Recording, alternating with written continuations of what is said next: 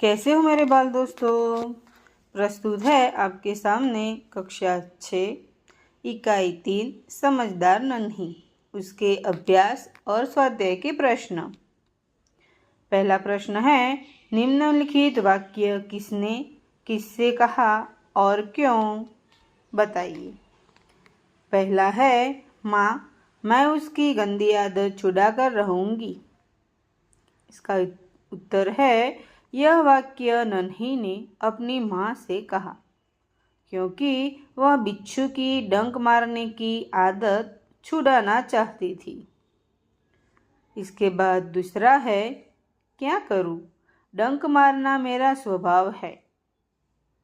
इसका उत्तर है, यह वाक्य बिच्छू ने नन्ही से कहा क्योंकि नन्ही का उपकार भूलकर उसने उसे डंक मार दिया था।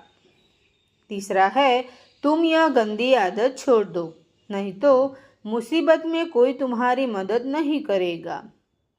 उत्तर है, यह वाक्य नन्ही ने बिच्छू से कहा क्योंकि वह बिच्छू की बुरी आदत के बारे में उसे चेतावनी देना चाहती थी।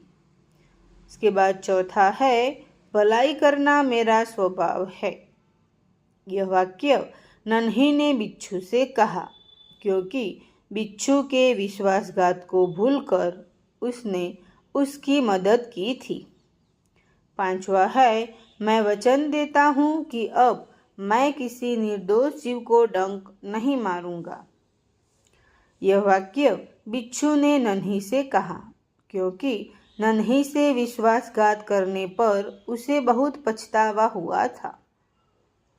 उसके बाद दूसरा प्रश्न है, यदि तुम नन्ही की जगह होते तो बिच्छू के साथ कैसा बर्ताव करते, सोचकर कहिए। उत्तर है, डंक मारना बिच्छू की आदत है। जिसने उसके साथ भलाई की उसी से भी वह डंक मारता था। नन्ही स्वभाव की अच्छी है, वह समझदार और उदार है। उसने बिच्छू की बुरी आदत छुड़ाने का संकल्प किया है। वह बिच्छू के बुरे व्यवहार को भूलकर उसके साथ भलाई करती है। तो मैं बिच्छू की जगह होता तो मैं भी उसके साथ नन्ही की तरह बर्ताव करता। बुरे व्यक्ति को सुधारने के लिए यह सबसे उत्तम मार्ग है। इसके बाद है स्वाध्याय। स्वाध्याय का पहला प्रश्न है, निम्नलिखित प्रश्नों के उत्तर लिखिए। पहला है, नन्ही कौन थी। उत्तर है, नन्ही एक बतख थी। दूसरा है, बिच्छू कहाँ फंस गया था। उत्तर है, बिच्छू दलदल में फंस गया था। तीसरा है, बिच्छू को क्यों पछतावा हुआ।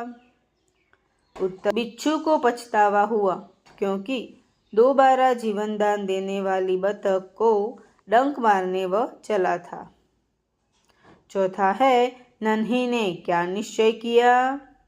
उत्तर है, नन्ही ने यह निश्चय किया कि वह मुसीबत में पड़े को हमेशा बचाती रहेगी। पांचवा है, नन्ही ने बिच्छू को क्यों बचाया। उत्तर है, बिच्छू दलदल में फंस गया था। उसने नन्ही से प्रार्थना की, बहन मुझे बचा लो। नन्ही को बिच्छू पर दया आ गई, इसलिए नन्ही ने बिच्छू को बाहर निकालकर बचाया। छठा प्रश्न है, बिच्छू के स्वभाव के बारे में माँ ने नन्ही को क्या कहा। उत्तर है, बिच्छू के स्वभाव के बारे में माँ ने नन्ही को कहा कि बिच्छू अपनी आदत का गुलाम है। उसे चाहे कितनी बार बचाया जाए वह बार बार डंक मारता रहेगा। सातवां प्रश्न है, नन्ही ने अपने स्वभाव के बारे में क्या कहा। उत्तर है, नन्ही ने बिच्छू से कहा कि भलाई करना मेरा स्वभाव है। मैं तुमसे बदला लेने के लिए अपनी आदत क्यों छोड़ दूँ। मेरा काम बचाना है। मैं मुसीबत में पड़े को हमेशा बचाती रहूँगी। इसके बाद का दूसरा प्रश्न है, घटनाओं को उनके सही क्रम में लिखिए। यहाँ जो घटनाएं दी गई है उसके सही उत्तर यहाँ आपको दिए गए हैं।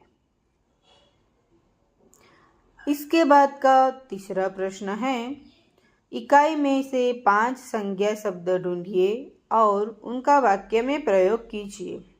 उदाहरण तौर पर दिया गया है बिच्छू।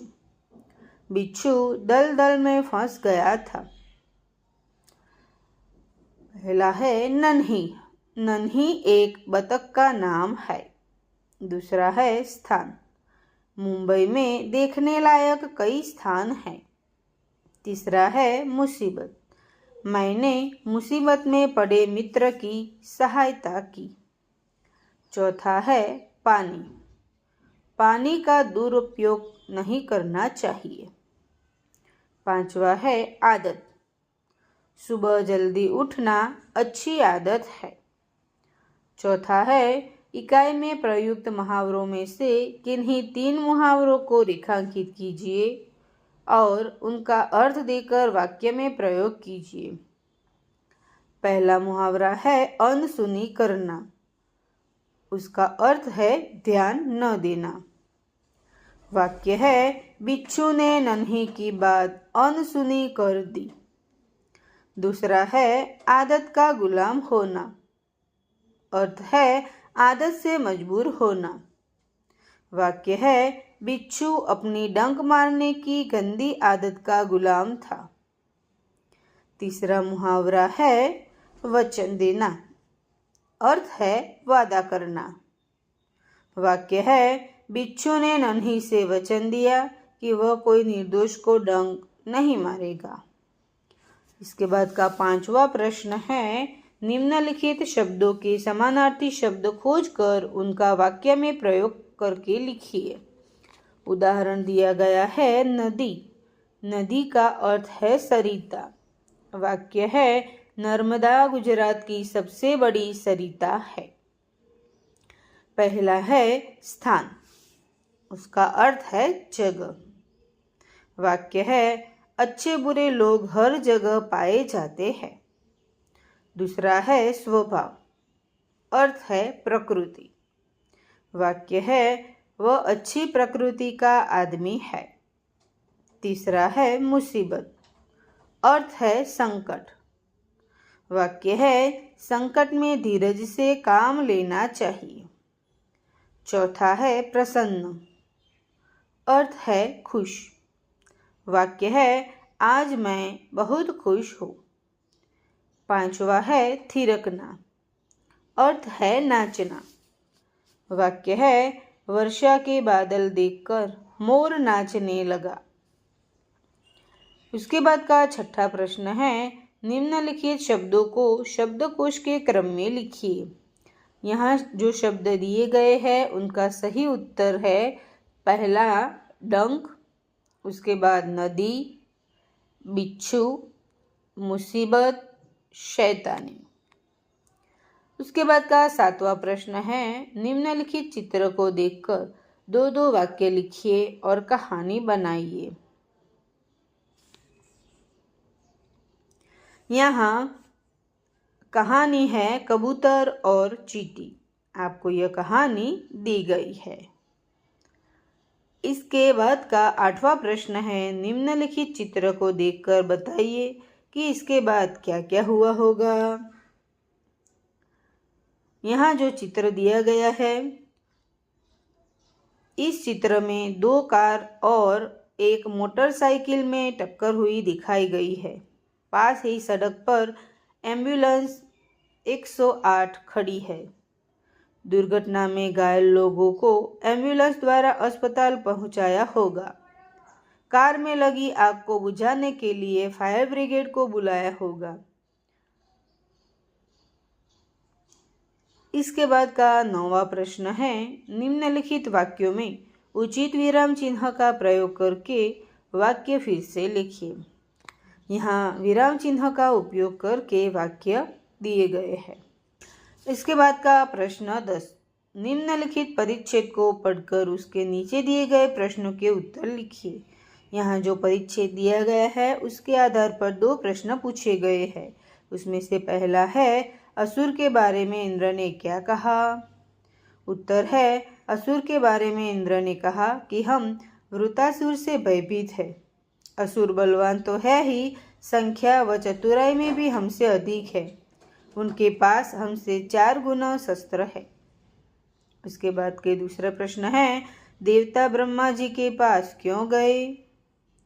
उत्तर है, देवता वृतासुर के विनाश का उपाय पूछने के लिए ब्रह्मा जी के पास गए। उसके बाद का 11वां प्रश्न है, नीचे दिए हुए वर्णों से 5-5 शब्द बनाइए। यहाँ पहला वर्ण है भ। भ पर से भवन, भलाई, भगत, भगवान, भजन। वैसे ही व पर से वचन, वानर, वेश, विद्या, विकास। र पर से रस, रन, राग, रीति, रोटी। न पर से नगर, नाग, नयन, नीर, नियम। ग पर से गणेश, गरुड़, गीत, गमला और गाय। तो मेरे बाल दोस्तों, अभ्यास और स्वाध्याय के प्रश्न यहाँ पूरे हुए। धन्यवाद।